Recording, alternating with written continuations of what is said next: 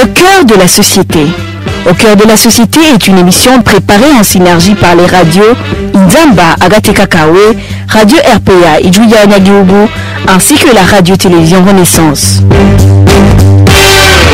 À l'origine de ces tractations, c'est une réunion prévue au cours de cette semaine du Conseil de paix et de sécurité de l'Union africaine. Cette réunion devait évaluer le soutien éventuel de l'Union africaine et d'autres partenaires stratégiques à cette mission de la communauté de développement d'Afrique australe en RDC. Dans une lettre adressée au président de la Commission de l'Union africaine, Moussa Faki Mahamat, le Rwanda a exprimé son opposition au soutien de l'Union africaine à cette commission. Le Burundi a réagi à position de son voisin, lui aussi par une lettre à la Commission de l'Union africaine. Dans cette lettre, le Burundi s'attaque au Rwanda. Est-ce que ce genre de lettres peuvent-elles contribuer à la restauration de la paix à l'est de la RDC? Voilà sur quoi va porter ce magazine au cœur de la société. À la présentation, c'est Zawadi Grace. Bienvenue.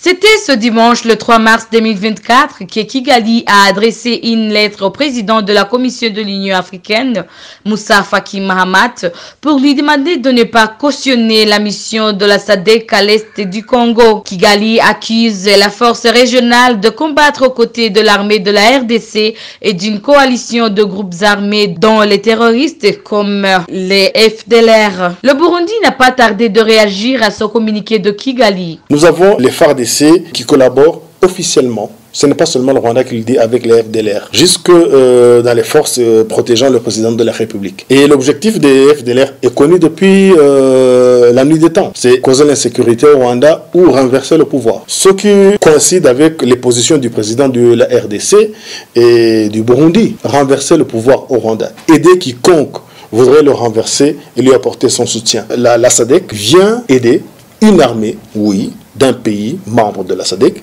mais qui collabore avec les FDLR, mouvement qui a été qualifié de terroriste par les États-Unis. Donc aujourd'hui, ça c'est un problème. Le lendemain, Gitega a écrit à Moussa Faki Mahamat pour accuser le Rwanda de soutenir les groupes armés terroristes qui sévissent dans la région. Gitega donne l'exemple de Red Tabara, une rébellion burundaise. Le contenu de cette lettre avec Emile Nibasumba. Le gouvernement du Burundi réfute les allégations selon lesquelles il héberge les rebelles rwandais des FDLR. Il riposte en accusant le Rwanda d'héberger le cerveau des putschistes de 2015, qu'il a selon lui refusé d'extrader au Burundi. Le gouvernement burundais accuse aussi celui du Rwanda d'entretenir, d'entraîner et d'armer le mouvement rebelle Red Tabara, qu'il qualifie de groupe terroriste. Dans cette correspondance adressée au président de la Commission de l'Union africaine, le gouvernement burundais indique que les accusations selon lesquelles il veut renverser le régime au Rwanda sont infondées. Le gouvernement du Burundi indique également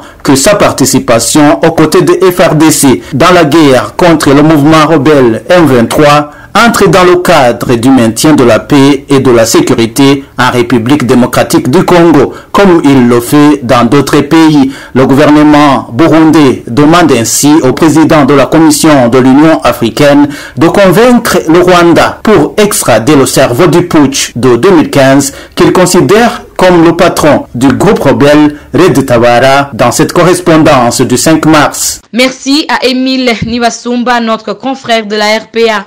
Le gouvernement du Burundi devrait privilégier la voie de la diplomatie en cas d'un désaccord avec un pays voisin. Ce conseil est du politicien Epitas Nshimirimana. Il estime que ce bras de fer entre Gitega et Kigali ne servira à rien. Kuri inyifato rero leta y'u Burundi rikiragira Le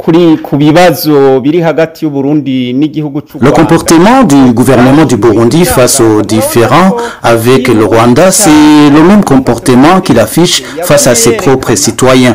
Partout dans le monde, on n'a jamais vu la résolution des conflits qui passent par des insultes. Les problèmes entre le Burundi et le Rwanda ne vont pas être résolus à travers les correspondances rédigées en permanence par le gouvernement burundais. C'est une perte de temps. solution. La résolution passera par le dialogue entre les deux parties.